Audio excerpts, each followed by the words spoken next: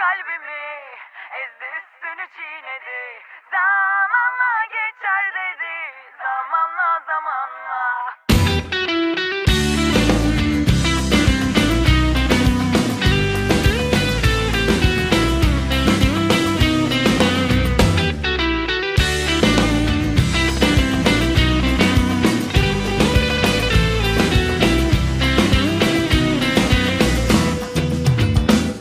Aşkı çabuk söndü, beni pabucunun ucuyla eze eze geçti ve gitti.